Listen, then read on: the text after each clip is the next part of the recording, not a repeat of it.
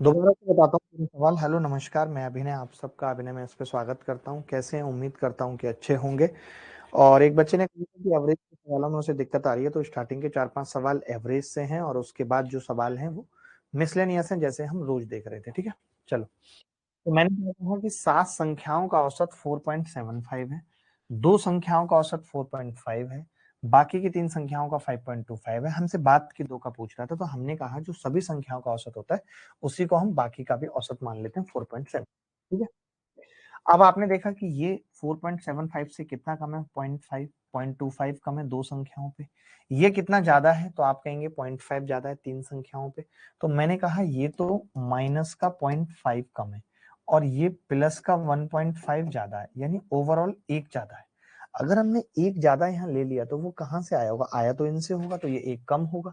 लेकिन 2 संख्याएं तो एवरेज 0.5 कम होगा, तो एवरेज कितना होगा? जी शिल्पी आया था। कैसी है शिल्पी?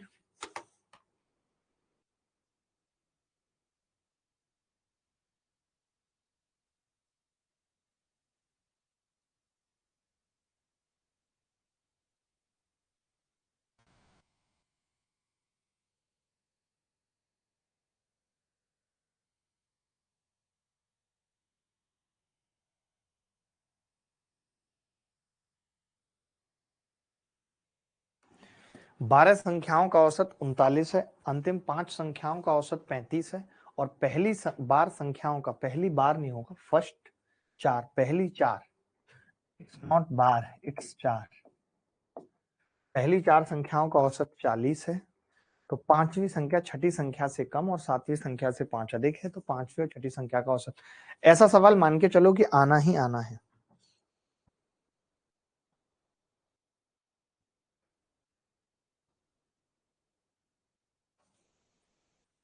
देखो, 12 संख्याओं का औसत 39 है,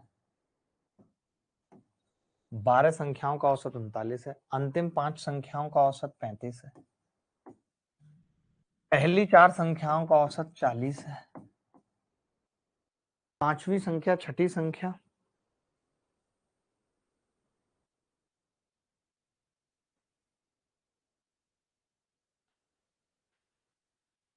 बाकी की संख्या कौन सी है? पांचवी, छठी और सातवीं, फिफ्थ, सिक्स्थ और सेवंथ। फिफ्थ, सिक्स्थ और सेवंथ है बाकी की संख्या। ठीक है, तो हमने कहा कि पांचवी संख्या छठी संख्या से कम और सातवीं संख्या से 5 अधिक है। पांचवी संख्या छठी संख्या से कम, कितना कम है? छठी संख्या से 6 लेस देन, 6 कम। हिंदी में गलत लिखा है, 6 कम। तो मैं देखिए x मान रहा हूं पांचवी संख्या को, पांचवी संख्या छठी संख्या से 6 कम है पांचवी, यानी कि ये x प्लस 6 है, और सातवीं संख्या से 5 ज्यादा है, यानी कि ये x माइनस 5 है। यहां तक बताओ, यहां तक वही है जो सवाल में दिया हुआ, मैंने कुछ भी नहीं करा। ठीक है, मैंने कुछ भी नहीं करा, यहां तक वही है जो दिया हुआ है, x प्लस 6, x माइनस 5। ठीक है, इज इट क्लियर? तो आप कहेंगे हाँ जी क्लियर है। ठीक है,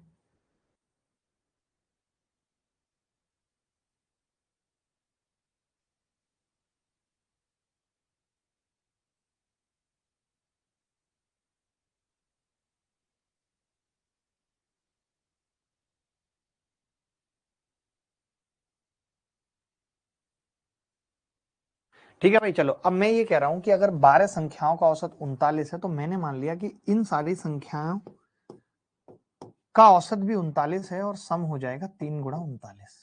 बोलो चलेगा? मैंने कहा जब 12 संख्याओं का औसत 39 है तो इन 3 संख्याओं का भी 39 है, तो क्या हो जाएगा? 3 गुणा 39। ठीक है, 3 गुणा 39। Is it clear? तो आप कहेंगे हाँ जी क्लियर है। ठीक है भाई, चलो। अब मैंने कहा 12 संख्याओं का औसत 39 है, 5 का 35, यानी कितना कम होगा? -4 गुणा 5। -4 गुणा 5 यहाँ पे कम है, ऐसा तो होगा नहीं। यहाँ पे एक ज्यादा है, +1 गुणा 4। ठीक है, बराबर कितना आ गया? -20। ये कितना आ गया? +4। तो कितना होगा? -16। कितना होगा? -16। Is it clear? आपने कहा कितना होगा जी? -16। अब अगर ये -16 है तो फिर क्या होगा जी? +16 हो जाएगा।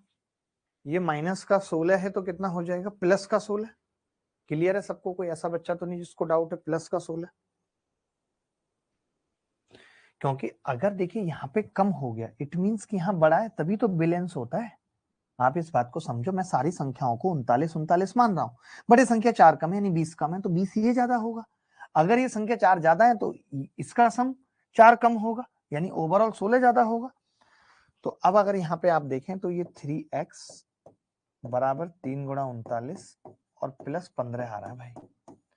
एक इधर से जाए घटेगा 15, तो x कितना आ रहा है 39, ये गुणा है भाई, ये x है और ये मल्टीप्लाई है, 3 इंटू 3 9, ये इंटू है, ठीक है, इंटू है। तो 3 कॉमन ले लिया, 39 प्लस 5 बराबर 44 आ गया x। x 44 है तो पांचवी और छठी संख्या का औसत पूछ रहा है, इन दोनों का औसत कितना है, x प्लस 3, 44 प्लस 3 47 औसत है। अगर ऐसा सवाल आएगा तो कर पाएंगे दोस्त?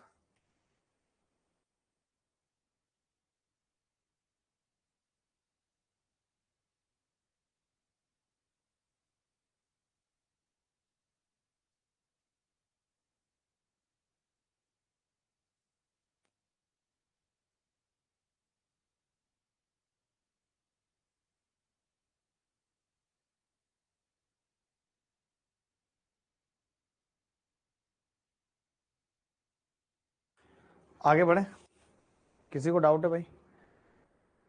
सर रेस प्रिज्म की प्रैक्टिस की नीड है। ठीक है भाई, ये सवाल देख लो, ये सवाल बहुत बार का एसएससी में पूछा हुआ सवाल है, बहुत बार का।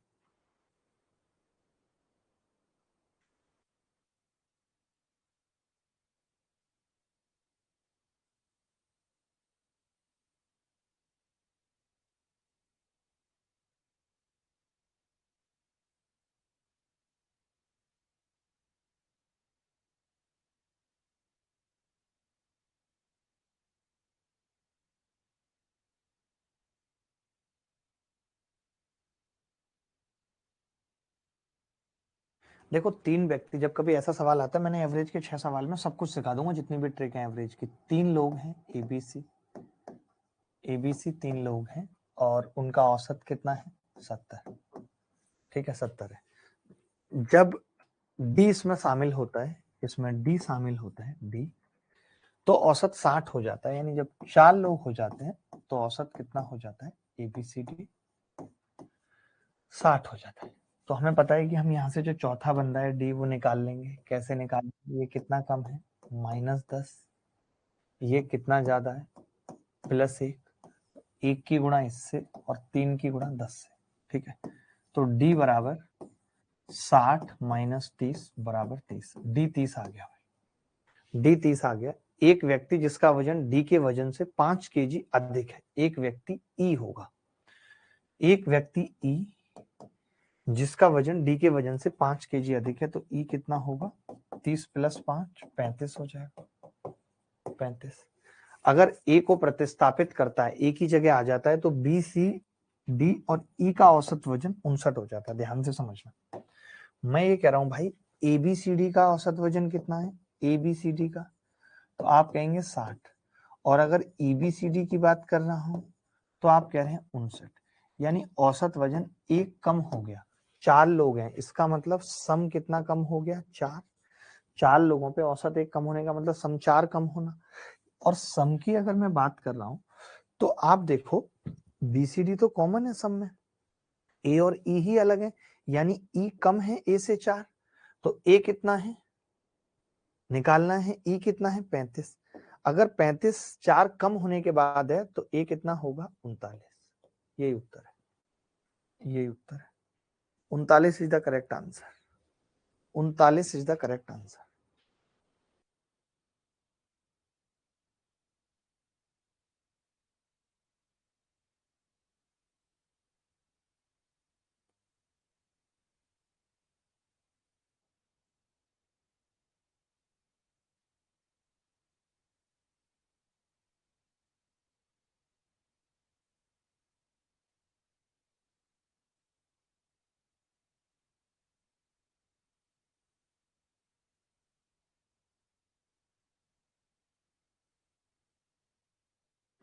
आगे बढ़ते हैं। एक विशेष क्रम में व्यवस्थित कुल 9 पुस्तकों में से प्रथम पुस्तकों में प्रश्नों की संख्या का माध्य 430 है। The mean of pages in the first 5 books. 9 पुस्तकों में पहली 5 में, अंतिम 5 में प्रश्नों का औसत ये है, प्रश्नों का माध्य है सभी 9 पुस्तकों में। देखना भाई, इसको पूछना कर देखो कि सारे सवालों की हिंदी में मिस्टेक है, सारे सवालों की कुछ ना कुछ। Out of a total of 9 books arranged in a particular order, the mean of the number of pages in the first 5 books in 430। पहली 5 किताबों का औसत 430 है पन्नों का, और the mean of the number of page in the last 5 books कितना है? लास्ट 5 380 है। And the mean of the number of pages in 9 books कितना है? 9 का एवरेज 400 है। फिफ्थ बुक निकालना है। जब भी कभी ऐसा सवाल आता है, जब भी कभी ऐसा सवाल आता है, बहुत कॉमन आपने देखे होंगे कि 17 दे देगा और फिर बोलेगा 9 9, 21 दे देगा फिर बोलेगा 11 11। इस तरीके के बहुत सवाल आपने देखे होंगे। जब कभी ऐसा सवाल आता है, कुछ नहीं करना होता फिफ्थ निकालने के लिए। आप देखो इससे कितना कम है, हम सबको मान लेते हैं 400, सबको 400 मान ले तो फिफ्थ भी 400। ये कितना ज्यादा है? तो आप कहेंगे जी +30 ज्यादा है 5 किताबों में। ये कितना ज्यादा है जी? -20 ज्यादा है 5 किताबों में। टोटल कितना आ रहा है जी? 5 कॉमन लूंगा तो 50। बस इसको सीधे खींच दो, जो भी है प्लस का 50 है तो 50 जोड़ दो, माइनस का होता तो घटा देते। 450 is the correct answer. Sir, I got 190 marks in my last mock, but my CGL form is rejected. What should I do? ओ नवीन गंगस जी, तो बहुत गलत हुआ आपके साथ।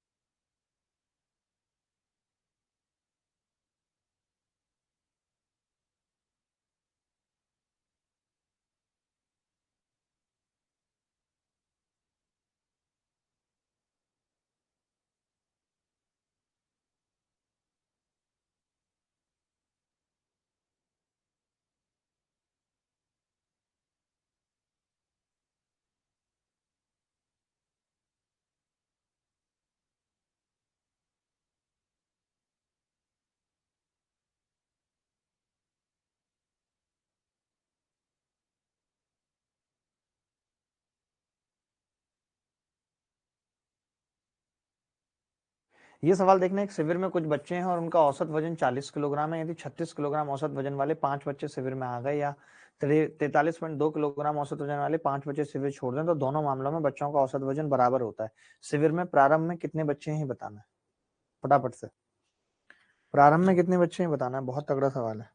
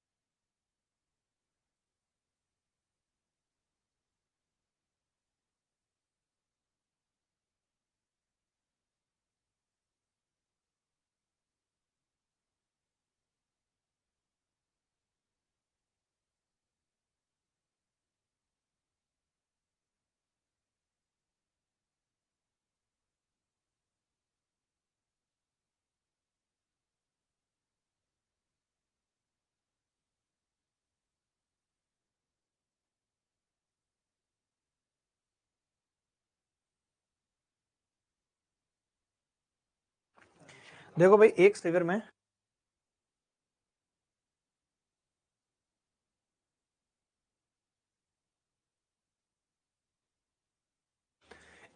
कुछ बच्चे हैं, उनका औसत वजन 40 है। यदि 36 किलोग्राम औसत वजन वाले 5 बच्चे छोड़ दें, या 53.2 किलोग्राम औसत वजन वाले 5 बच्चे शिविर में आ जाएं, ये तो बड़ा अलग सा सवाल है। यानी 180 जुड़ जाए, या फिर 40 किलोग्राम वजन में या तो 180 जुड़ जाए।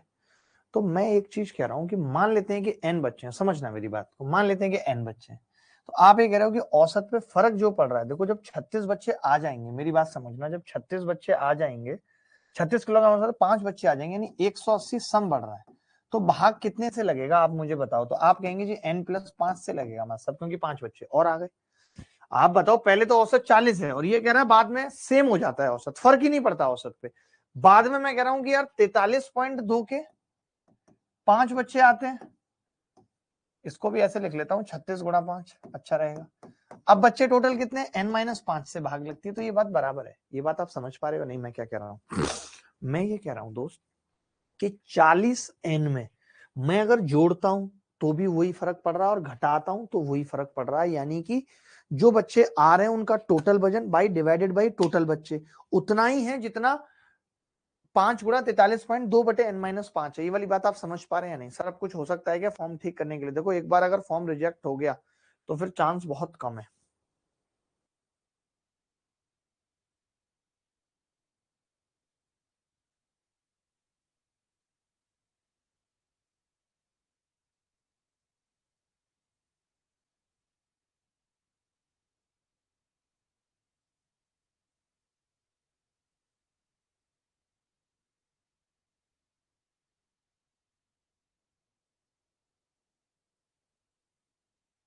वैसे क्या कर सकता हूं सर मैं नवीन, अब कुछ नहीं, आप CGL वगैरह को छोड़ के अभी CHSL या MTS जो भी आ रहा है उसकी तैयारी करो भाई, यही कह सकता हूँ। इतना समझाते हैं कि फॉर्म ठीक तरीके से भरो, बट आप लोग पता नहीं क्या करते हो, मैं तो खुद हैरान हूँ आपको देख के। देखिए कितना आ जाएगा जी उत्तर, 6 से कटेगा ये, 6 सत्ते 42, 6 दूनी 12 और 6 चंग 36, 12 पंजे 60, 12 छिंग 72। तो 5n-25, ये बेस्ट सवाल था और बेस्ट तरीका बताया मैंने, 6 पंजे 30। तो n यहां से कितना आ रहा है बच्चे, यदि इतने वाले बच्चे छोड़ देते हैं, 43.2 गुणा 5/n-5, 36 किलोग्राम औसत वजन वाले 5 बच्चे शिविर में शामिल हो जाते हैं, 180, तो बच्चे n+5 हो गए, 12×72, 12×5 5 n-25, n55 आ रहा है भाई। आपका क्या उत्तर आ रहा है? कुछ हमने कैलकुलेशन में मिस्टेक की है क्या? कुछ तो हमने मिस्टेक की है भाई जरूर। 6 पंजे 30, 5 25, 5 6, यदि उनका औसत 40 है, यदि 36 kg ज्वाइन द कैंप, जब 36 कैंप ज्वाइन करेंगे 5 बच्चे, उनका सम होगा 5 गुणा 36 होगा, और वो हम डिवाइड करेंगे किससे, बच्चे हो जाएंगे उस वक्त टोटल n+5।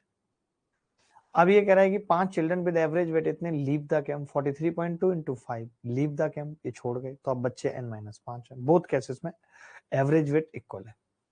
मैंने डिवाइड किया तो कितना कितना आ रहा है ये डिवाइड करने पे, 5 से 5 कट गया, 6 छंग 36, 6 सत्ते 42, 6 दूनी 12, 12 पंजे 60, 12 छिंग 72, 6n+30, 5n-25। गलत क्यों आ रहा है, n-55 क्यों आ रहा है सर? 45 आ रहा है हम सबका। तो हमने कहीं मिस्टेक किया क्या कोई दोस्त, कहीं मिस्टेक किया क्या कोई? सर 5n+n+25 नहीं होगा? नहीं, मैं आपको पूरा तरीका भी करके बता देता हूँ। जैसे ये कह क्या रहा है, ये देखो यही तो कह रहा है, आप समझना ध्यान से। मैं ये कह रहा हूँ, मान लेते हैं बच्चे n है, मैं आपको पूरा लॉजिक समझाता हूँ। बच्चे n है, मान लिया मैंने, बच्चे n है, ठीक है भाई। तो अभी सम कितना है अगर मैं आपसे पूछूं, तो आप कहेंगे जी मास्टर साहब सम 40n है। अब 40n में से इतने बच्चे शिविर में शामिल हो गए, तो 40n + 180 या 36 गुणा 5 नए बच्चे, तो बच्चे कितने हो गए, n+5, ठीक है। अब आप कह रहे हो कि जी एवरेज 40n था और इसमें से बच्चे गुजर गए कितने, 43.2 इंटू 5 बटे n-5, यही कहूंगा मैं। बटे n-5। ओहो, हमसे ये गड़बड़ हुई है, हमने उसको वैल्यू नहीं किया 40n को। आय हाय आय हाय आय हाय, डिक चिकड़काड़ा, अरे डिक चिकड़काड़ा, अरे डिक चिकड़िक चिकड़िक चिकड़िक चिकड़िक चिकड़ाड़ा, ओ डिक चिकड़िक चिकड़ा। ये होना चाहिए टेक्निकली। तो हम इस सवाल को ये कह रहे थे, अच्छा औसत भी तो बदल जा रहा है ना, एक बार n का निकाल रहे हैं, एक बार n+1 का निकाल रहे हैं। ठीक है, मैं आपको समझाता हूँ, आप समझना ध्यान से कि हम कैसे घटाएंगे घटाएंगे। जैसे आप देखोगे कि 40 n की गुणा जब इस n स्क्वायर से होगी और इसकी इससे होगी तो ये पूरा कट जाएगा, कट जाएगा या नहीं, आप खुद देखो कट जाएगा। 40 पंजे 200n और 40 पंजे 200n, ये माइनस का होगा 200n, 200n माइनस का, प्लस 36 पंजे 180,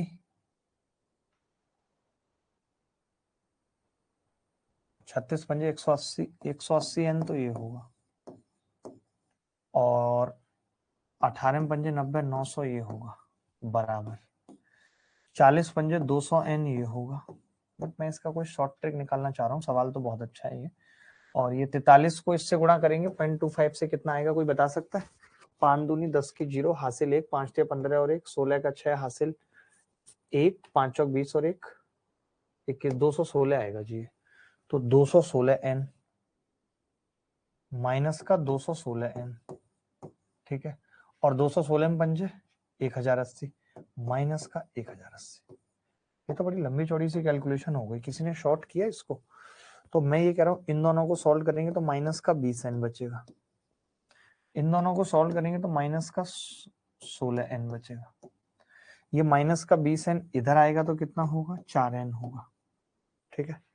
1080 में से 900 घटेगा तो 180, तो n 45 आ जाएगा। यही सवाल में पूछ रहा है, यही सवाल में पूछ रहा है। बट मैं इसका कोई बेस्ट तरीका बताता हूँ, एक बार आप इस घटिया तरीका को कॉपी करो, फिर मैं बेस्ट तरीका बता रहा हूँ, इसका शॉर्ट मेथड बता रहा हूँ, आप ये लिखो।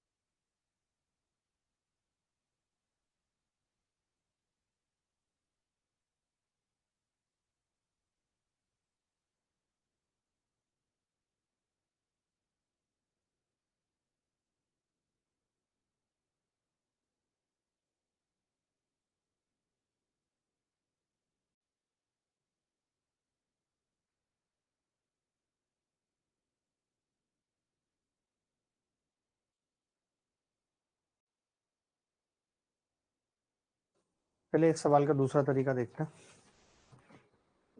देखो हम क्या मिस्टेक कर रहे थे वो मैं बताता हूँ आपको, कि जैसे पहले 40 थे ना, आपको क्या करना है, इतना प्लस माइनस करने की जरूरत ही नहीं है, शॉर्टकट देखेंगे। देखो मैं कह रहा हूँ 40 टोटल केजी वजन था, लेकिन 36 वाले लोग छोड़ के गए, यानी 4 केजी है भाई उनका, वो 4 केजी, 4 गुणा 5, और उस वक्त बच्चे कितने होंगे? n+5।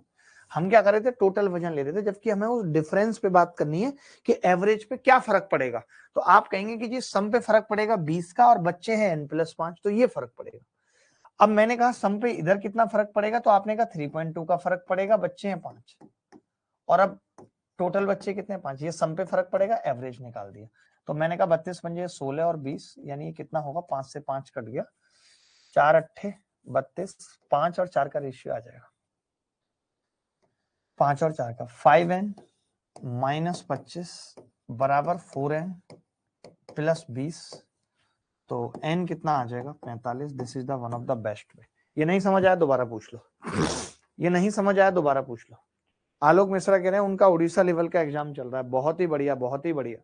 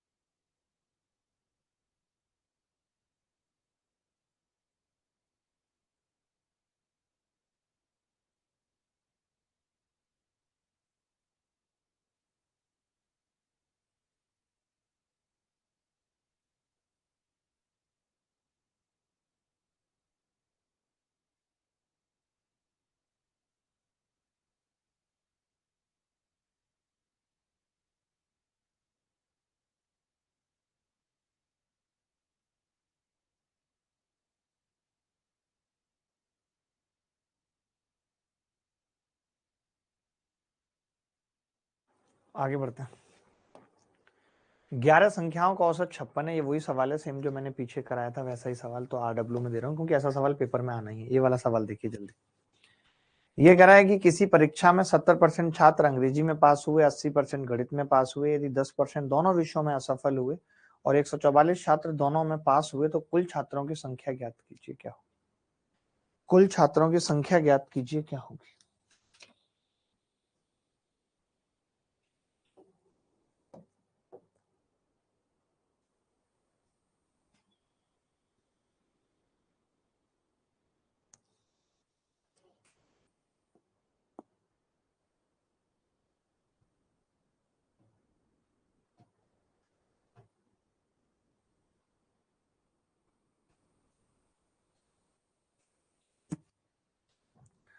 किसी परीक्षा में 70% छात्र अंग्रेजी में पास हुए और 80% गणित में, 10% दोनों में फेल हुए। देखो जब कभी ऐसा सवाल आता है 10% दोनों में फेल होने का मतलब है कि एटलीस्ट पास लोग कितने हैं।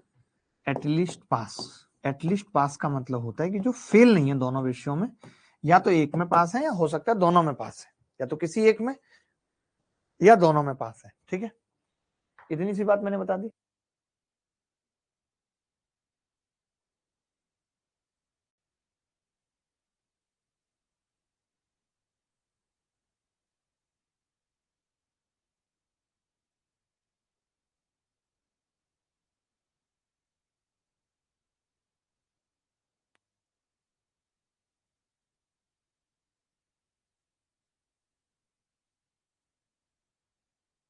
देखो भाई, 70% छात्र अंग्रेजी में पास हुए और 80% गणित में पास हुए, 10% दोनों में असफल हुए और 144 दोनों में। तो एटलीस्ट पास का फॉर्मूला क्या होता है? एन ए यूनियन बी बराबर N A N B minus N A intersection B. ठीक है, एन ए इंटरसेक्शन बी। ठीक है, क्लियर है। N A union B, N A plus N B minus N A intersection B. अब आप देखो N A union B कितने हैं? 90% बराबर एन ए कितना है? 70 plus N B 80 minus N A intersection B कितना है निकालना है मुझे। दोनों विषयों में पास निकालने हैं। ये दोनों विषयों में पास है, ये एक विषय में, ये दूसरे विषय। एन ए इंटरसेक्शन बी कितना आ गया? 8 7 15, 15 में से 90 के 60%, यानी 60% बच्चे ऐसे हैं जो दोनों विषयों में पास है। अब आपको पता है कि 60% की वैल्यू कितनी है? 144। 6 से भाग किया तो 10% की वैल्यू कितनी है? 24। 100% निकालना है, टोटल बच्चे 240। या तो आप ऐसे कर लीजिए या फिर आप ये वेन डायग्राम से कर लीजिए। जब परसेंटेज पढ़ाया होगा तब आपको ये चीज बताई होगी, वेन डायग्राम सिखाया होगा। ठीक है, वेन डायग्राम परसेंटेज में सिखाया होगा। आपको पता है 10% जो किसी विषय में पास नहीं है, इन दोनों का मिला के 90% है। ठीक है, और ये मिला के 80 ये है और 70 ये है। तो आप खुद बताओ 80 और 70 150 और मिला के होना चाहिए 90, यानी कि 60 कॉमन है दोनों में। 60 कॉमन है, 60%। ये उत्तर आ गया।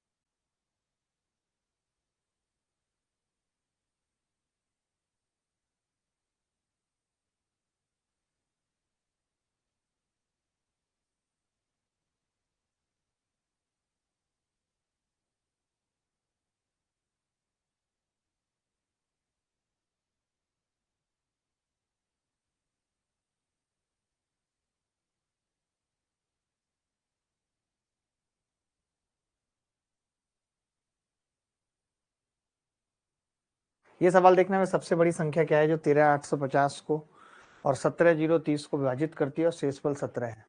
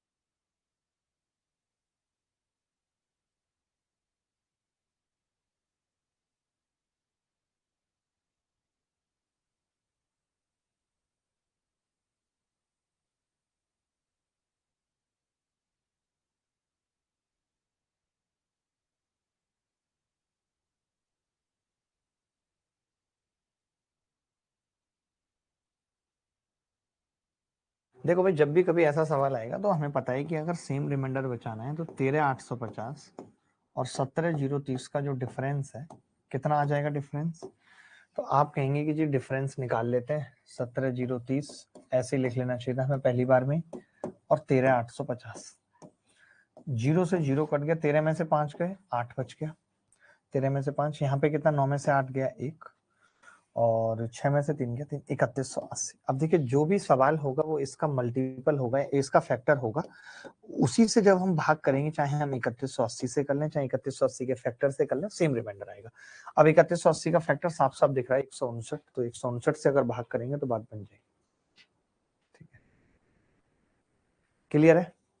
जब भी कभी ऐसा सवाल आएगा आप चाहे लिख भी सकते हैं, ये मैंने पहले भी लिखाया होगा कि if a and b are two numbers then the a and b are then a and b are divided by a and b are divided by factor of difference or difference, factor of difference or difference then leaves same remainder। ठीक है, ये वाली बात याद रखना, दो संख्याओं को उनके अंतर या अंतर के किसी फैक्टर से भाग दिया जाता है तो हमेशा समान शेष बचता है। ये सवाल देखिए जीडी में आया 2022 में।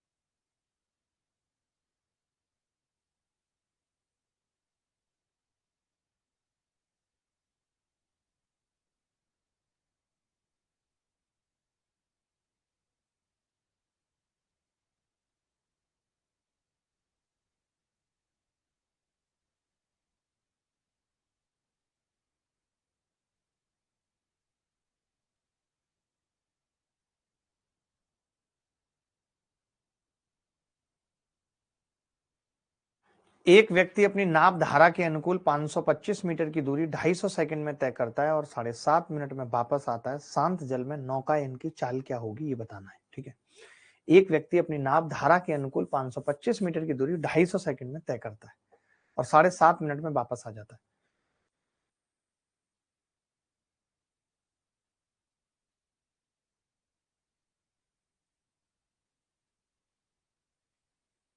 ठीक है भाई, और 7.5 मिनट में वापस आ जाता है।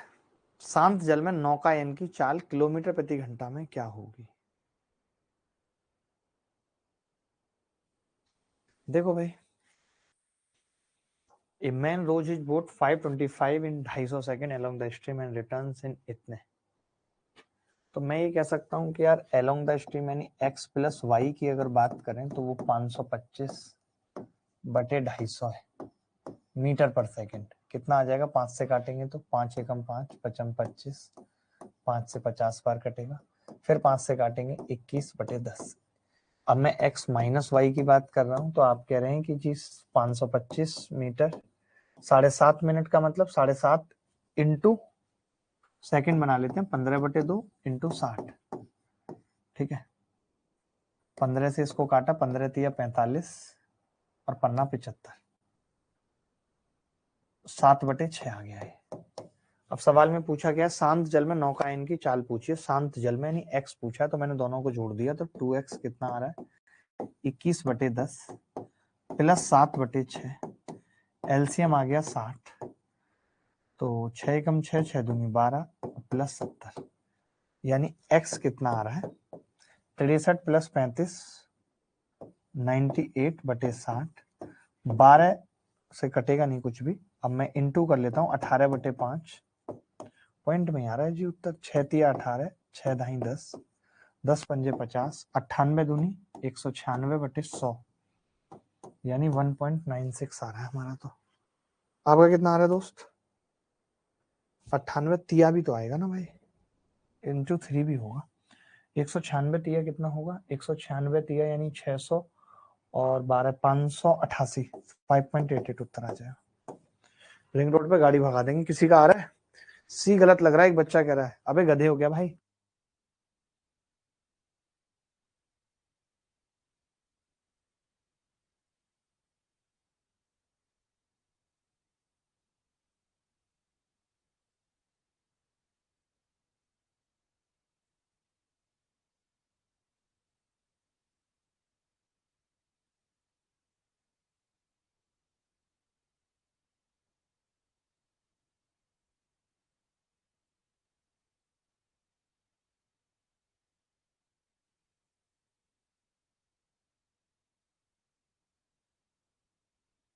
जीडी में आया, बताओ, तगड़ा सवाल है। जीडी में भी ऐसे ऐसे सवाल आ रहे हो।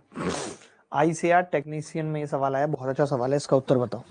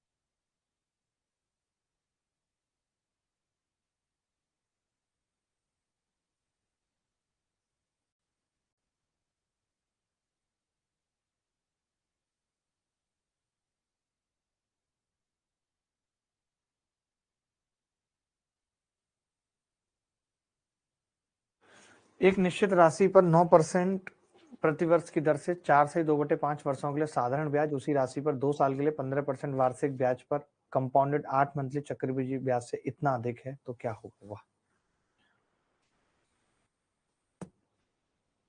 देखिए, बड़ा तगड़ा सवाल है। कंपाउंडेड, जब कभी ऐसे सवाल आते हैं, फंसते हैं या परेशान करते हैं, तो हमें क्या करना चाहिए? जैसे आपको मालूम है कि 15% है, और 15% का मतलब अगर मैं मंथली निकालता हूँ, 8 मंथ का निकालता हूँ, ये 1 साल यानी 12 महीने का 15% है। समझना, 12 महीने का 15%, तो 8 महीने का कितना होगा? 4 और 5 का रेशियो है 10% होगा। यानी 2 साल में मैं ये कह सकता हूं 2 साल में 8-8 महीने के 3 लॉट बनेंगे और उन सब लॉटों में 10-10% ब्याज है, 10-10% ब्याज है। हम तो जानते हैं कि इसका मतलब 10 से 11 हो रहा है हर एक साल में, 3 सालों में 10 से 11 की क्यूब हो जाएगी। यानी मैं ये कह सकता हूँ टोटल 100 से ये 1331 होता है। तो हर कोई बंदा जानता है कि 10% को 3 बार सक्सेसिवली करें तो 33.1% टोटल ब्याज आ जाती है। ये सीआई हो गई हमारी। अब 9% प्रति वर्ष की दर से 4 से 2/5 वर्षों में कितना होगा, तो ये डायरेक्ट गुणा कर लेते हैं। 9 गुणा 4 पंजे 20 और 2 22/5। यानी ये जो ब्याज आ रही है 22 निम्मा 198/5% आ रही है। तो अब जो अंतर होगा दोनों का वो क्या होगा, तो मैंने कहा अंतर निकाल लेते हैं। डिफरेंस 5 से भाग के 5 एकम 5, 5 15 का 5 हासिल 1, 5 से 15 और 1 16, 165.5 और 198% का डिफरेंस क्या होगा भाई, डिफरेंस क्या होगा 166 ही घटा लो आप। तो 166 अगर घटाएंगे तो 6 में 8 में से 6 जाएगा 2, 9 में जाएगा 32.5% बटे 5, यानी कि 6.5% का डिफरेंस आ गया बेसिकली। अगर इतनी कैलकुलेशन नहीं करनी थी, इतनी कैलकुलेशन आपको लगता था यार नहीं करनी, दिक्कत दे रही है, तो आप सीधे क्या करते हैं, यहाँ पे 5 से इसको काटते, 5 चौक 20, 5 चौक 20 44, 9 चौक 36 का 6, 9 चौक 36 का 6 हासिल 3, 9 चौक 36 और 3 37.6।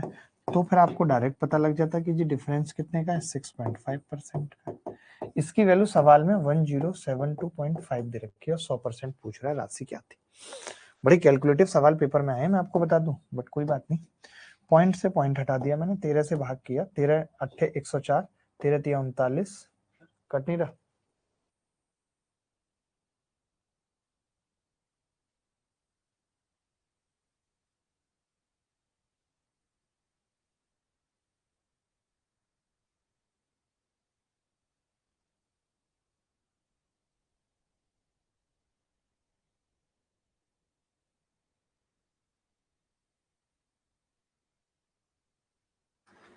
कट क्यों नहीं रहा है 13 से, 13 पंजे 65 तो होता है, 13 8 104, बचा कितना 3, 13 दूनी 26, 13 पंजे 65, 8 से। अब 5 है तो 20 से गुणा कर लो भाई, 100% की वैल्यू निकालने के लिए। 165, 16,570 आ गया। कैलकुलेटिव सवाल है, इसमें कुछ नहीं कर सकते, कैलकुलेशन है ही सवाल में। एक बच्चा कह रहा है 39.6 आएगा, बट कोई बात नहीं, मुझे तो याद था ना, मैंने भी पीछे 6.5% निकाला था, तो डिफरेंस मैंने ठीक निकाला।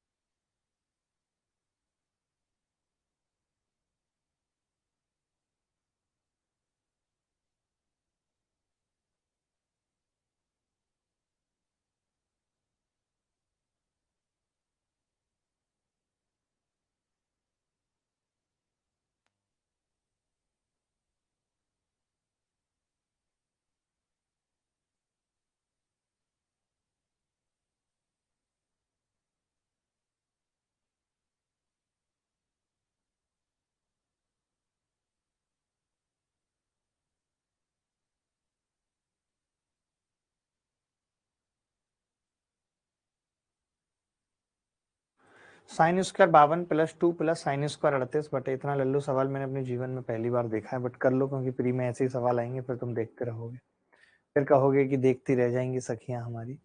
याद रखो हमेशा, कभी भी जब भी, अब जैसे इसको चेंज करेंगे तो ये कॉस स्क्वायर 52 हो जाएगा, ठीक है।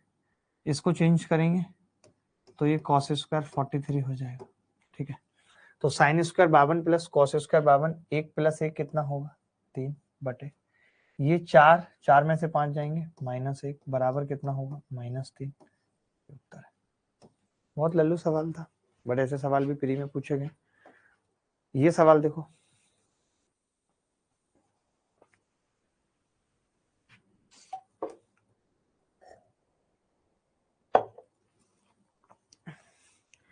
त्रिभुज एबीसी में एंगल बी बराबर 87 डिग्री, एंगल सी बराबर 60, डी और ई क्रम से ए बी और ए सी पर इस प्रकार है कि डी ई सी 93 डी और बीसी का अनुपात 5:9 है, यदि ए बी बराबर 14.4 तो ए की लंबाई क्या होगी? क्या सवाल है भाई? देखो एबीसी में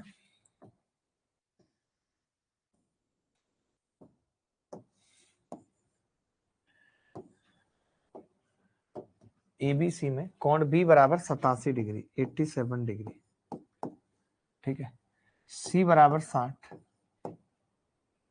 डी और ई क्रम से ए बी और ए सी पर इस प्रकार हैं, डी और ई ए बी और ए सी पर इस प्रकार हैं, डी और ई ए बी और ए सी पर इस प्रकार हैं कि डी ई सी 93 डिग्री है, डी ई सी 93 डिग्री है, ठीक है, और डीई और बीसी का अनुपात 5:9 है, डीई और बीसी का अनुपात 5:9 है। देखिए अगर ये 93 है तो ये 87 होगा, ये एंगल बराबर कॉमन है अल्फा, तो मैं कह सकता हूं एईडी ट्राइंगल सिमिलर हो गया एबीसी के, सिमिलर हो गया। अब आप देखिए अल्फा के सामने इसमें 5 और अल्फा के सामने बड़े वाले में 9 बराबर, इसमें 60 के सामने ए बी यानी कि, और इसमें ये वाला 60 हो जाएगा, ये वाला 60 हो जाएगा ना, क्योंकि दो एंगल बराबर है तो तीसरा भी बराबर होगा। इसमें 60 के सामने ए ई और उसमें 60 के सामने ए बी कितना है 14.4, तो 9 से कितना कटेगा 1.6 टाइम, ए ई कितना होगा 16 पंजे 80, 8 उत्तर आ जाएगा। सिमिलरिटी का सवाल था डी। सत्यम बी बता रहे हैं, सत्यम तो हमेशा गलत ही बताएंगे, हमेशा गलत ही बताना है सत्यम को।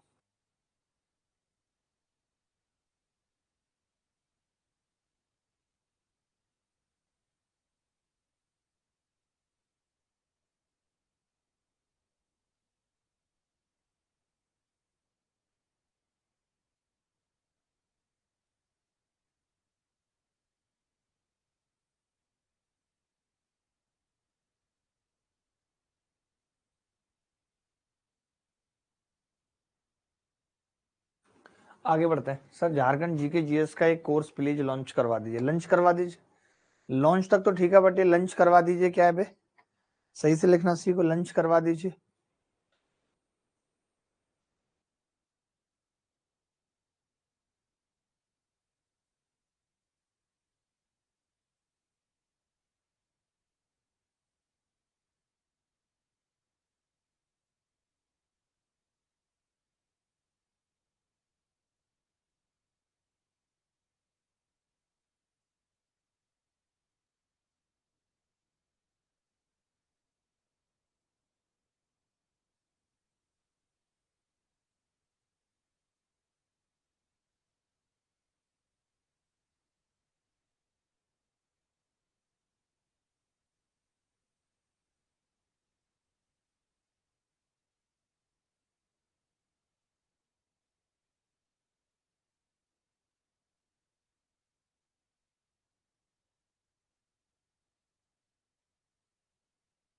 त्रिभुज एबीसी में बिंदु डी और ई क्रम से भुजाओं ए बी और ए सी पर इस प्रकार हैं कि डी ई पैरेलल है बीसी के।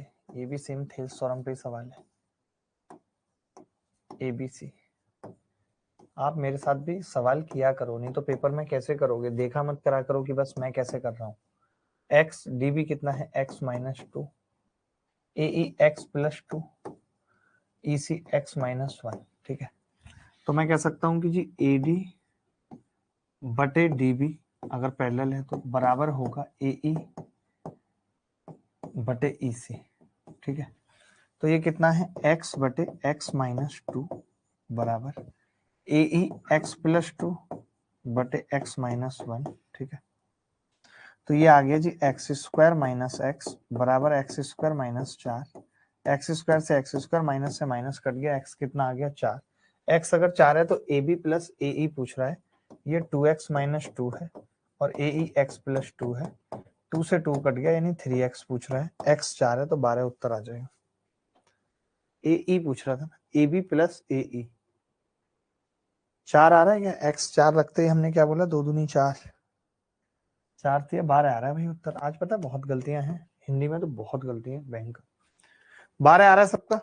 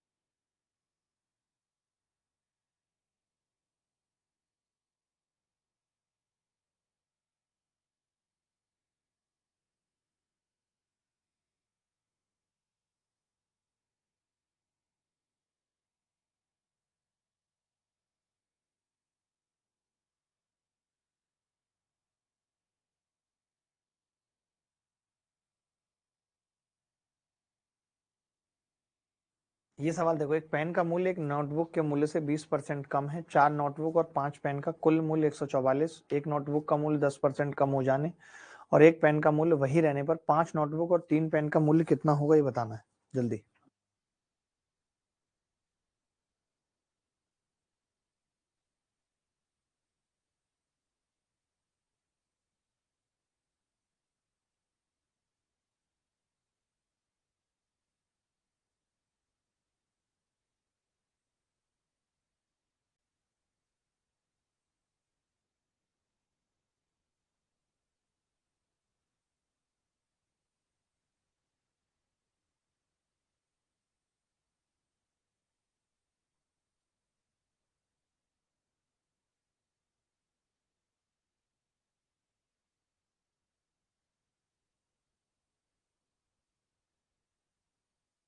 देखो, एक पेन का और एक नोटबुक के मूल्य से 20% कम है, ठीक है भाई। एक पेन का मूल्य एक नोटबुक के मूल्य से 20% कम है, यानी 1/5, 5 पे 1 कम है, ये 5 है और ये 4 है, ठीक है। अब 4 नोटबुक और 5 पेन का कुल मूल्य 144 है, इन्होंने ये खुद बोला है हमें। तो क्या मैं ये इसको ए और ए मान लूं? तो आपने देखा कि 4 नोटबुक यानी 20 ए प्लस 5 पेन यानी 20 ए बराबर 144 है, यानी 40 ए बराबर 144 है सवाल में, ठीक है भाई। अब आपने कहा कि नोटबुक का मूल्य 10% कम हो जाए, यानी 1/10 कम होगा, 90% 4.5 है, और एक पेन का मूल्य वही रहे यानी कि 4 ए। तो इसने कहा है 5 नोटबुक, 5 की गुणा करेंगे 45 से, 22.5 ए, 3 पेन, 3 चौक 12 ए, यानी हमसे कह रहा है 34.5 ए की वैल्यू हमसे पूछ रहा है सवाल में। वाह, कितना घटिया सवाल है यार। 34.1 की वैल्यू हमसे पूछ रहा है सवाल में, कम होगी 144 से। तो मैंने कहा कि यार ए की वैल्यू यहाँ से कितनी आएगी, 4 तिया 12, 4 6 24, 3.6, 3.6 यहाँ रख देते हैं। तो 34.5 गुणा 3.6, 36 पंजे 180 की जीरो हासिल 18, 36 चौका 144 और 18, 162 का 2 हासिल 16, 36 तिया 108 और 16 124, 124.20 आ रहा है डी उत्तर। आया था किसी का डी? ऐसे कैलकुलेटिव सवाल अगर पेपर में आ गए मलाई तो कैसे करोगे? मुझे बताओ भाई, मलाई कैसे करोगे? कैसे करोगे? और छड्डे नारे, और छड्डे नारे फड्डे नारे, कैसे करोगे खड्डे नारे, अरे अड्डे नारे, कैसे करोगे?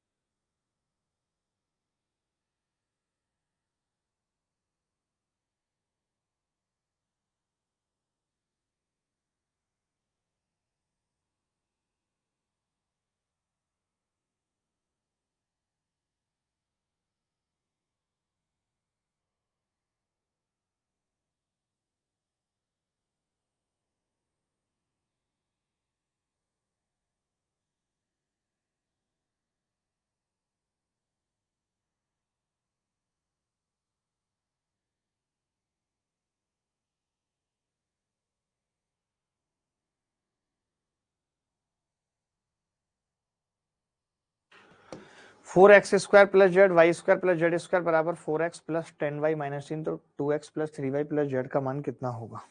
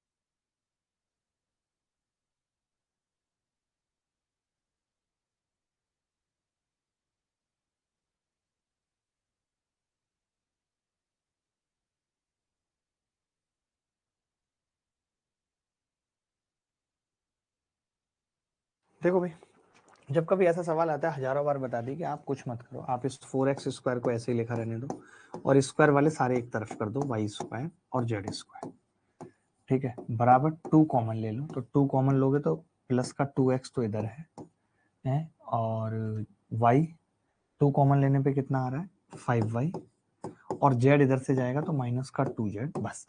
और बाकी कांस्टेंट क्या है, इसको भी छोड़ दो, कांस्टेंट क्या है, इसको भी छोड़ दो। अब जैसे मुझे x का मान निकालना है, तो x का कॉफिशिएंट 2 और x² का 4, तो 2/4 कितना आ गया 1/2, ठीक है। y की मैंने बात की तो y का कॉफिशिएंट कितना है 5, और z की मैंने बात की तो z का कॉफिशिएंट -2, ठीक है।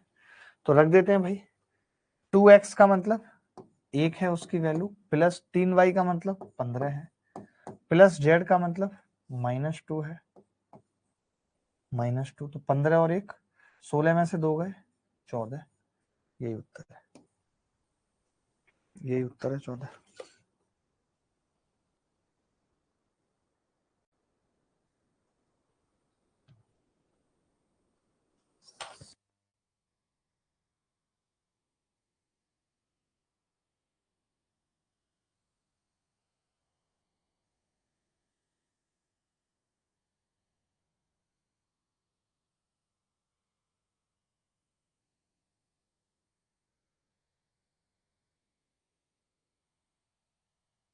ये आसान सवाल है, होमवर्क में लिख लो, बस देखने में बड़ा लग रहा है।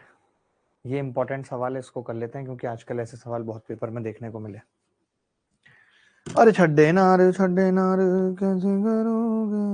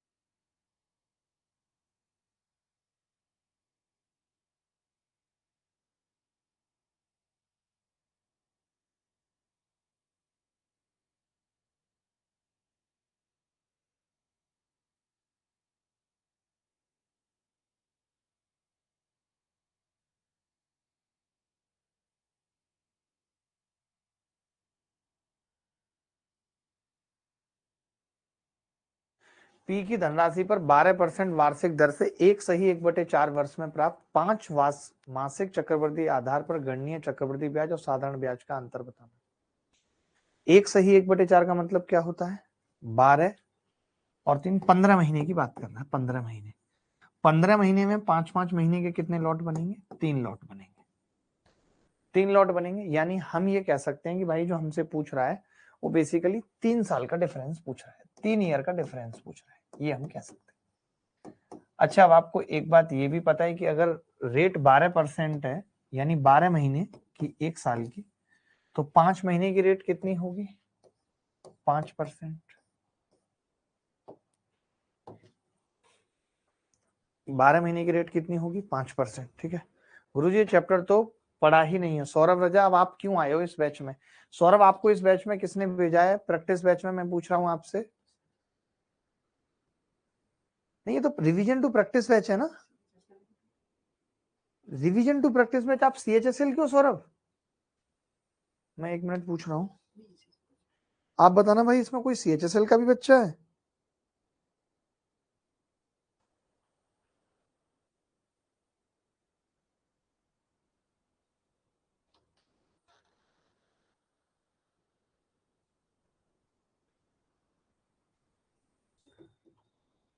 सर ये क्लास CHSL में भी लाइव हो रही है, क्यों भाई? रिवीजन टू प्रैक्टिस बैच मतलब CHSL में क्यों है?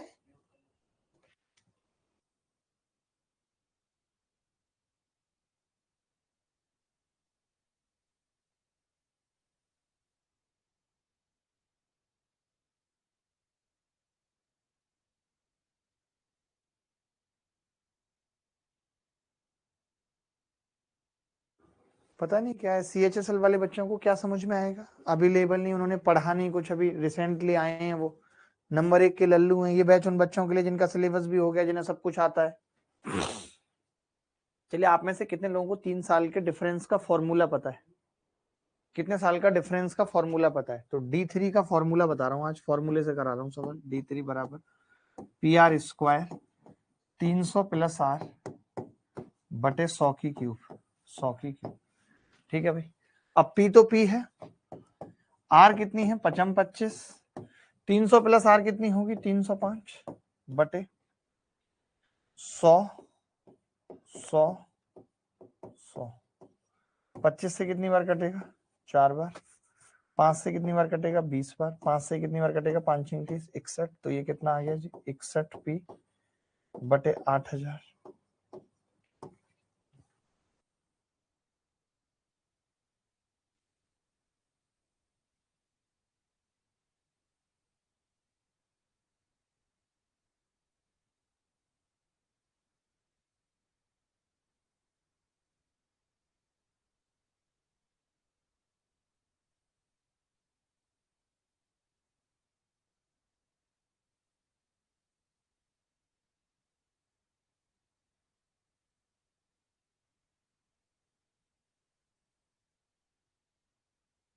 ये फॉर्मूला याद रखना। देखिए, अब कई बार फॉर्मूलों की भी जरूरत पड़ जाती है, बिना फॉर्मूले की भी हम सवाल कर सकते हैं। कई बार अपना रोल है कि फॉर्मूले की भी जरूरत है। ठीक है भाई, अगर इस सवाल को बिना फॉर्मूले के करना होता तो कैसे करते हैं? आप सबको पता है कि D2 क्या होता है, P का रेट परसेंट का रेट परसेंट, यानी 1 बटे रेट कितनी है, 5% ना, 5% यानी 1/20। P का 1/20 गुणा 1/20 यानी P बटे 400। ठीक है, अब आप समझेंगे D3 जब निकालना हो तो 3D2, तो 3P बटे 400, 3D2 प्लस D2 का भी 5% यानी 1/20। तो मैंने क्या किया, ऊपर नीचे इसको भी 20 से गुणा कर लिया ताकि सेम बन जाए। 20 गुणा 20 तो ये 60 हो जाएगा। अब जोड़ दिया 60P प्लस P 61P बटे 8000। कोई ऐसा भी बच्चा होगा जिसने मेरे इस तरीके से किया होगा जो मैं पढ़ाता हूँ। 3 साल का डिफरेंस निकालना मैं तो इस तरीके से सिखाता हूँ ना, 3 साल का डिफरेंस निकालना मैं इस तरीके से सिखाता हूँ, देख लीजिए।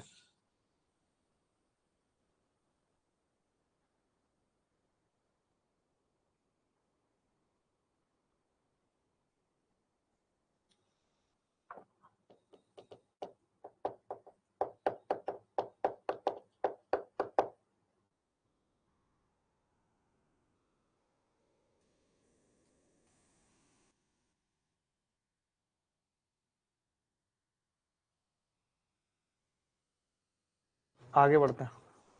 एक पात्र जिसमें अल्कोहल और पानी का 45 लीटर विलयन मौजूद है, जिसमें अल्कोहल की मात्रा 60% है। इस पात्र से कितने लीटर विलयन निकालकर उसके स्थान पर उतनी ही मात्रा में पानी मिलाया जाना चाहिए ताकि परिणामी विलयन में अल्कोहल की मात्रा 35%। कमाल का सवाल है, जल्दी कौन लगाएगा एलिगेशन सबसे फास्ट? कौन लगाएगा सबसे फास्ट एलिगेशन, बताओ।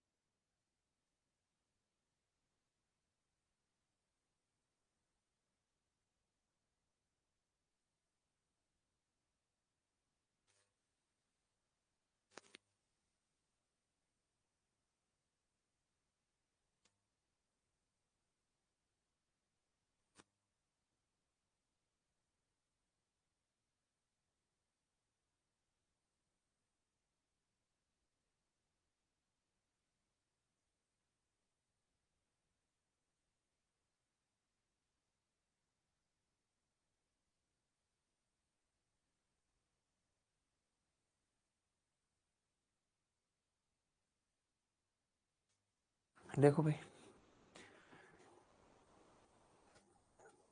इस पात्र से कितने लीटर विलयन निकालकर उसके स्थान पर उतनी ही मात्रा में पानी मिलाया जाना चाहिए ताकि परिणामी विलयन 35%। देखिए दोस्त, हम क्या कर रहे हैं कि मिश्रण निकालकर पानी मिला रहे हैं तो पानी में अल्कोहल 0% होगी। और अगर हम कितना भी बिलियन निकाल लें उसमें अल्कोहल 60% ही होगी। परसेंट मात्रा कभी नहीं घटेगी। अगर एक बर्तन में 60% अल्कोहल, आप 1 लीटर निकालेंगे उसमें भी 60%, जो बचेगा उसमें भी 60%। 60 में से 35 गया 25%, 35 में से ये गया 35, तो 5 सत्ते 35 और 55 25, 7:5। कितना होगा? 7:5। मुझे पता चल गया कि अगर टोटल मिश्रण 12 था तो मैंने उसमें से 5/12 निकाला है। समझो, 7 ये लिया है मैंने और 5 ये लिया है। तो 5 मैंने कब लिया है? पहले मैंने निकाला होगा 5, टोटल ये 12 रहा होगा, 12 में 7 में से 5 अलग निकाल लिया होगा और इसकी जगह पानी डाल दिया होगा, तो 5/12, यानी 45 का 5/12 आपने निकाला है। 3 से काटेंगे 15 बार कटेगा, 4 बार, 15 में 5 75/4, 75/4 करेंगे कितना आ जाएगा? 18.25 या कितना? 18.75, डी आ जाएगा, डी 18.75, ऑप्शन में नहीं। Samiyata Ghosh, CGL batch, sir advance math. Okay, कोई बात नहीं।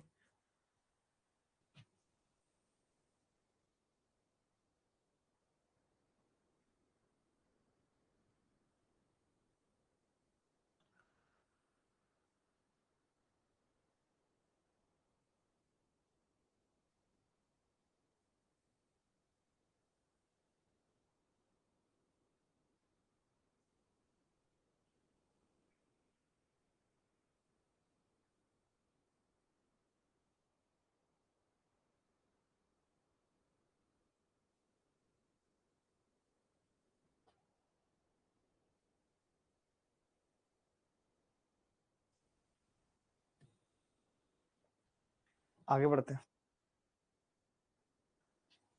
ए बी के अनुक्रमानुपाती और सी के व्युत्क्रमानुपाती है, ऐसा सवाल कर लेते हैं जब पेपर में आता है तो।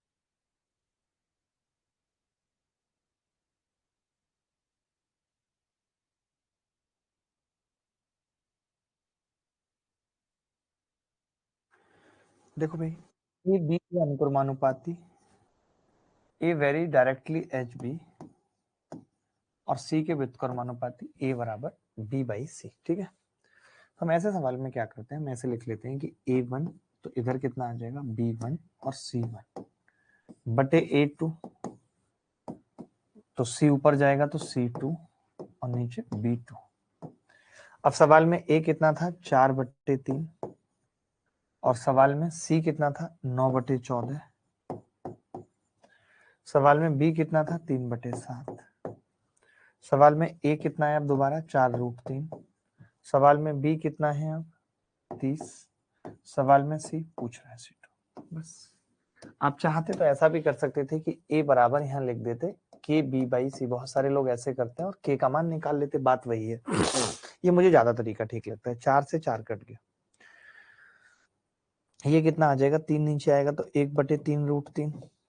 ठीक है, और इसमें 7 से 2 बार कट जाएगा, और 2 से 15 बार कट जाएगा, और 3 से 3 बार कट जाएगा। 15 तिया 45, तो 45 इधर जाएगा, या 3 से 3 भी काट देते हैं। 15/√3, C2 कितना आ गया? 15/√3। √3 के ऊपर नीचे गुणा करेंगे कितना आ जाएगा? 5√3। ऑप्शन में ही नहीं है 5√3, है ऑप्शन में? चंचल का आ रहा है 5√3। हर सवाल में मिस्टेक है भाई, आज क्या कर रहे हो? किसी का ऑप्शन गलत है, किसी का कुछ और गलत है। नहीं नहीं नवीन, ऐसी कोई बात नहीं है भाई। कैसी बातें कर रहे हो नवीन?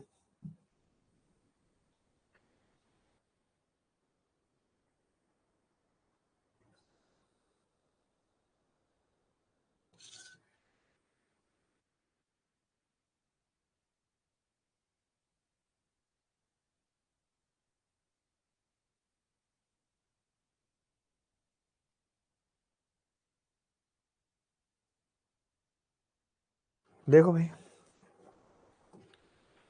ए बी के अनुक्रमानुपाती और सी के व्युत्क्रमानुपाती है, निकाल दिया। अब तो अगले सवाल की तरफ चलते हैं। देखो, ए एक निश्चित कार्य को पूरा करने में बी से 6 दिन अधिक का समय लेता है। बी काम करना शुरू करता है और ए 4 दिनों के बाद कार्यभार संभालता है। शेष कार्य को 12 दिनों में पूरा करता है। ए और बी मिलकर मूल कार्य का 62.5 कितने दिनों में करेंगे? बहुत प्यारा सवाल है, कौन बताएगा?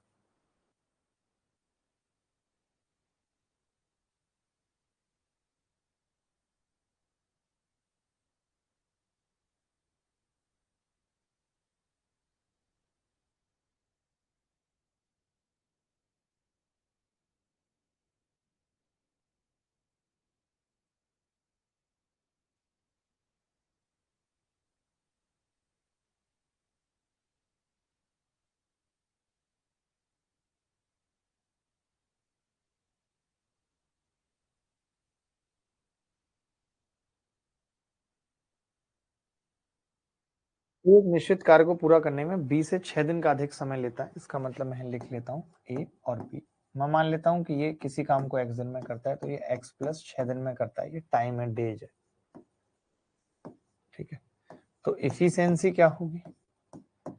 X ratio x plus 6, x ratio x plus 6, ये इफिशियंसी होगी एक्स रेशियो एक्स प्लस 6। ठीक है, अब बी काम शुरू करता है और 4 दिनों के बाद कार्यभार संभालता है। बी काम शुरू करता है और 4 दिनों के बाद कार्यभार संभालता है। ठीक है, बी काम शुरू करता है और ए 4 दिनों के बाद कार्यभार संभालता है। शेष कार्य को 12 दिनों में पूरा कर देते हैं। यानी मैं ये कह सकता हूँ बी ने तो पूरा 16 दिन काम किया है, यानी 16 x+6 बी ने, और ए ने केवल 12 दिन के लिए किया, क्योंकि 4 दिन तो बाद आई है 12x। ये इसका।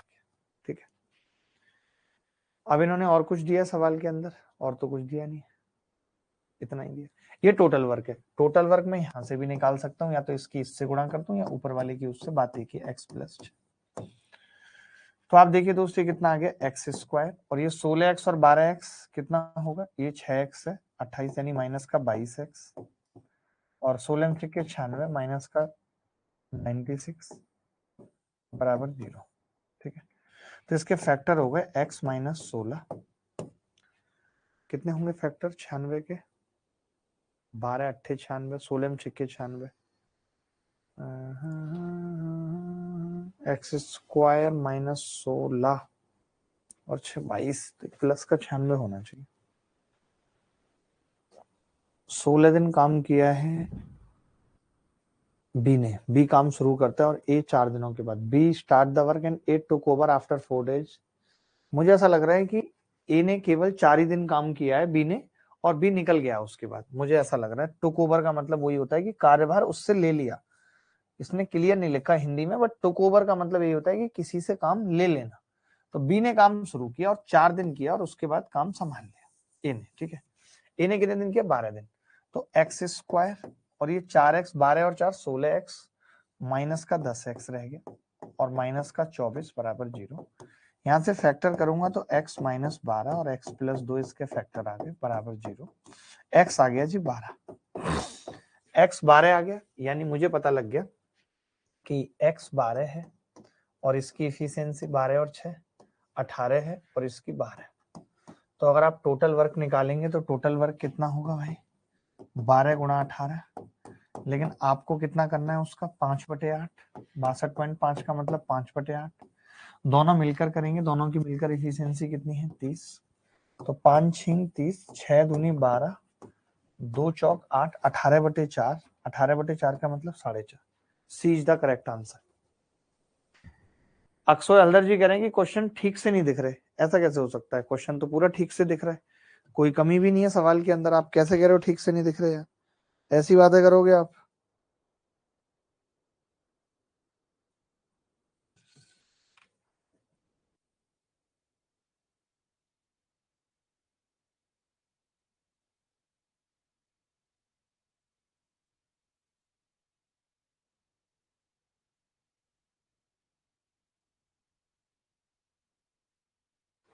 ये सवाल बहुत अच्छा था अपने आप में, मैं कहूंगा बहुत ही प्यारा सवाल था। दोबारा से समझाओ, देखो दोबारा से देखो, वीडियो की बिलर क्वालिटी आ रही है, डालना है ऐप वाले ग्रुप में, आप उसी में डालो। वो फिर से वो बिलर वाला अभी तक इशू सॉर्ट आउट ही नहीं हुआ है यार। और बाकी बच्चों को भी बिलर लगा है क्या? एक सेकंड रुक जाओ, बाकी बच्चों को भी बिलर रहा है, एक बार कमेंट करके बताना बिलर दिख रहा है, अभी बिलर हुआ था क्या?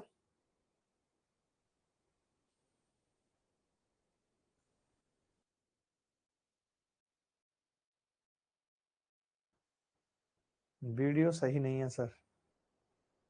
ओके।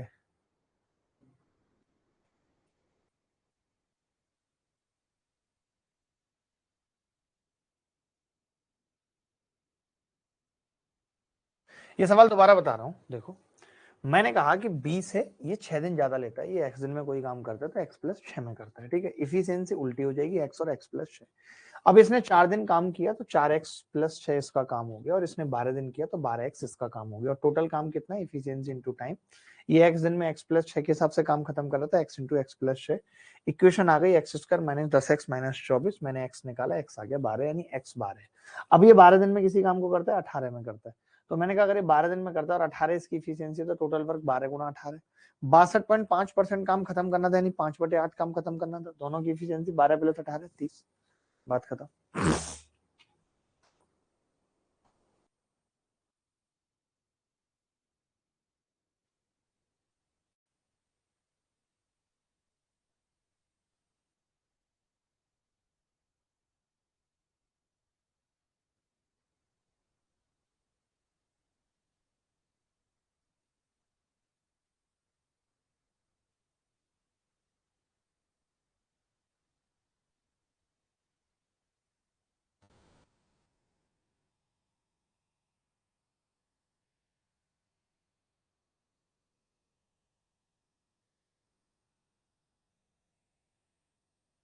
चलिए आगे बढ़ते हैं। कुछ एक सवाल ले जाओ घर से करने के लिए, और अब बाकी मेरे इस वाले नंबर पे जो जो भी बच्चे ये RW में ले जाओ, मैं एक नंबर यहाँ पे लिख रहा हूँ, और जो बच्चे ये चाह रहे हैं कि मैं किसी पर्टिकुलर टॉपिक से रिलेटेड, या उनको कोई चीज नहीं आती है और उससे रिलेटेड कोई सवाल या कुछ रिवीजन करना चाहते हैं, वैसे मैं 2 क्लासेस में चाह रहा हूँ कि कंप्लीट रिवीजन खुद से ही करा दूं, आपको कुछ जरूरत नहीं है करने की। मैं क्या चाह रहा हूँ कि मैं 2 क्लासेस में ऐसे रिवीजन करा दूं आपको, जिसमें पूरा गणित के सारे सवाल आ जाए, सारे फॉर्मूले आ जाए, एक में अर्थमेटिक का और एक में एडवांस का।